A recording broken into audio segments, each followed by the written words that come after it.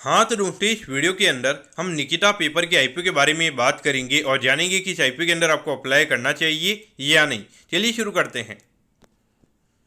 तो देखिए, सबसे पहले हम ये जानेंगे कि ये कंपनी क्या काम करती है। ये जो कंपनी है 1989 में ये कंपनी स्टार्ट हुई है, यानी कि ऑलमोस्ट अगर हम बात करेंगे तो अराउंड 36-37 ईयर्स ये कंपनी को स्टार्ट हुए हो चुके हैं। तो देखिए, जो कंपनी में यहाँ पे जो पेपर के रिगार्डिंग जो भी यहाँ पे प्रोडक्ट्स वगैरह होते हैं वो ये कंपनी में यहाँ पे बनाती हुई नजर आती है।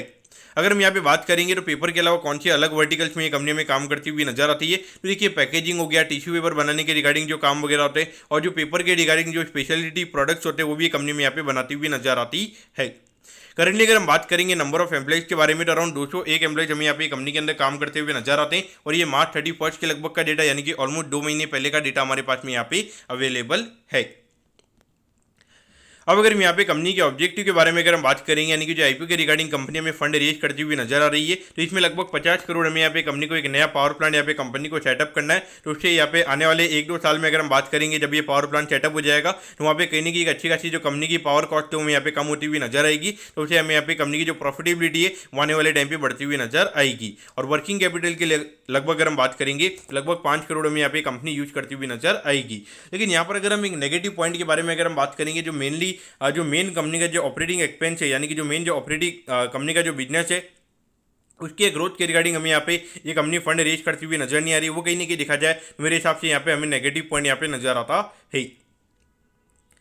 अब अगर हम यहाँ पे कंपनी के फाइनेंशियल्स के बारे में अगर हम बात करेंगे तो देखिए 2022 में लगभग 358 करोड़ के लगभग ये कंपनी का रेवेन्यू का नंबर था। फिर ये नंबर में बढ़ के लगभग 401 करोड़ के लगभग होता हुआ नजर आया था। और उसके बाद अगर हम 2024 में अगर हम देखेंगे तो अराउंड 346 करोड़ के लगभग हमें यहाँ पे ये नंबर नजर आता है। यानी कि कहीं नहीं अगर हम देखेंगे तो 2023 के कंपेरिजन में अगर हम नंबर्स की अगर हम बात करेंगे तो अराउंड हमें यहाँ पे 10-12% से हमें कंपनी के नंबर्स कम होते हुए नजर आए हैं, जो कहीं नहीं देखा जाए हमें यहाँ पे नेगेटिव नजर आता है। और अगर हम प्रॉफिटेबिलिटी की बात करेंगे, यहाँ पे 6 करोड़ 95 लाख ये नंबर में यहाँ पे 8 करोड़ 65 लाख के लगभग यहाँ पे होता हुआ नजर आया है। और उसके बाद अगर हम देखेंगे तो ये नंबर हमें सीधा यहाँ पे 16 करोड़ के लगभग यहाँ पे नजर आता है। देखिए, मेरे हिसाब से डेफिनेटली बिल्कुल भी पॉसिबल नहीं है, क्योंकि जहाँ पे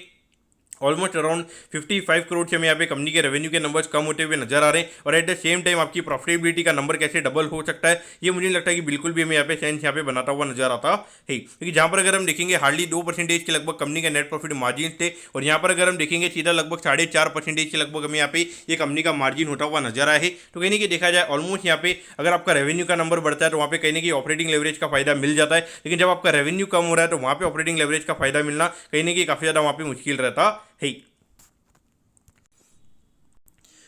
और यहाँ पर अगर हम बात करेंगे तो कंपनी का जो अभी पिछला जो फाइनेंशियल ईयर खत्म हुआ है FY 24-25 का, तो यहाँ पे उसके नंबर्स हमारे पास में यहाँ पे अवेलेबल नहीं है। लेकिन पिछले जो 9 महीने का जो डेटा हमारे पास में अवेलेबल है तो वहाँ पे लगभग 290 करोड़ के लगभग का रेवेन्यू यहाँ पे कंपनी ने किया है, जो कि इंडिकेट कर रहा है कि लगभग अराउंड 380 करोड़ के लगभग का रेवेन्यू का नंबर में यहाँ पे ये पूरे फाइनेंशियल ईयर में कंपनी का होता हुआ नजर आ सकता है। तो कहीं ना कहीं देखा जाए तो यहाँ पे ये जो कंपनी के लास्ट 4 साल के नंबर अगर हम देखेंगे तो लगभग 300 से 400 करोड़ के लगभग ये यहाँ पे कंपनी के नंबर नजर आते हैं, जो कि इंडिकेट कर रहा है कि बियॉन्ड 400 करोड़ हमें यहाँ पे कंपनी का जो रेवेन्यू का नंबर है वो यहाँ पे ग्रो होता हुआ नजर नहीं आ रहा है। और अभी अगर हम 9 महीने की कंपनी के नंबर्स की अगर हम बात करेंगे तो लगभग 15 करोड़ के लगभग का प्रॉफिट कंपनी ने कमाया है, जो कि इंडिकेट कर रहा है कि लगभग एनुअलाइज बेसिस पे लगभग यहाँ पे 20 करोड़ के लगभग का प्रॉफिट हमें यहाँ पे कंपनी का होता हुआ नजर आ सकता है।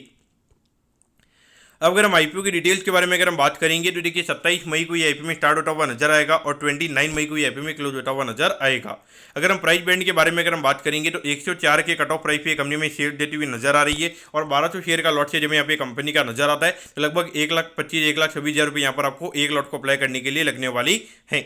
अगर हम इशू साइज की अगर हम बात करेंगे तो अराउंड 67 करोड़ 54 लाख के लगभग आईपीओ का इशू साइज हमें यहाँ पे नजर आता है और ये पूरा पैसा कंपनी के पास में जाता हुआ नजर आएगा। इसमें अगर हम रिटेल कोटा की अगर हम बात करेंगे तो अराउंड 35% की लगभग कंपनी का रिटेल कोटा में यहाँ पे नजर आता है, यानी कि लगभग 23-24 करोड़ के लगभग का रिटेल कोटा में यहाँ पे कंपनी का नजर आता है। अगर हम लिस्टिंग की अगर हम बात करेंगे तो एनएससी के एशियन प्लेटफॉर्म पर कंपनी में लिस्ट होती हुई नजर आएगी। अब अगर हम आईपीओ के टाइम टेबल के बारे में अगर हम बात करेंगे तो देखिए 30 तारीख को आपको पता चल जाएगा कि आपको अलॉटमेंट मिला है। अगर अलॉटमेंट नहीं मिलता है तो 2 तारीख को रिफंड मिल जाएगा, 2 तारीख को आपके डीमैट अकाउंट में शेयर आ जाएंगे अगर आपको अलॉटमेंट मिलता है, और 3 तारीख को ये कंपनी में लिस्ट होती हुई नजर आएगी। अब अगर हम यहाँ पे कंपनी के वैल्यूएशन के पैरामीटर्स की अगर हम बात करेंगे तो देखिए ऑलमोस्ट यहाँ पे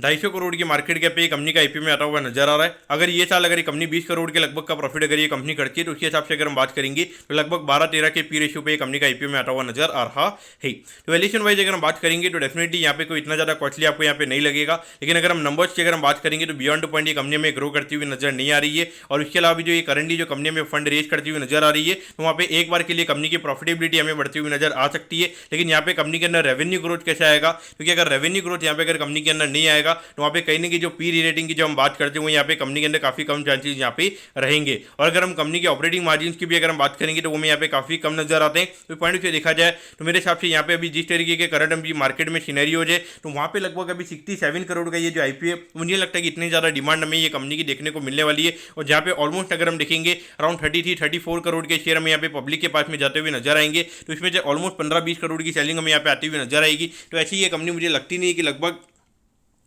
जब ये कंपनी की लिस्टिंग होगी जब हमें यहाँ पे लगभग 20-25 करोड़ की डिमांड हमें ये कंपनी के लिए देखने को मिलेगी। और तो मुझे नहीं लगता कि ऐसा सीनरी ये कंपनी के अंदर बनता हुआ नजर आएगा। मेरे हिसाब से देखा जाए भले ही यहाँ पे रिटेल कोटा में 35% नजर आता है, थोड़ा यहाँ पे क्यूआईबी कोटा ज़्यादा है, लेकिन फिर भी मेरे हिसाब से अवॉइड करना यहाँ पे सही रहेगा। मुझे लगता है कि अगर मार्केट में थोड़ी सी भी अगर नेगेटिविटी आती है तो वहाँ पे लगभग ये कंपनी 10 से 15% के डिस्काउंट पे हमें खुलती हुई नजर आ सकती है। तो मेरे हिसाब से अवॉइड करना चाहिए। मैं पर्टिकुलरली ये कंपनी को अवॉइड ही करने वाला हूँ। तो जो मैं कहता हूँ कि निकिता पेपर्स के आईपीओ के बारे में आपको सब कुछ समझ में आ गया होगा। अगर आपकी कोई भी क्वेरीज है आप कमेंट कीजिए, मैं जरूर आपके कमेंट पर रिप्लाई करूंगा। ओके दोस्तों, thank you, have a nice day.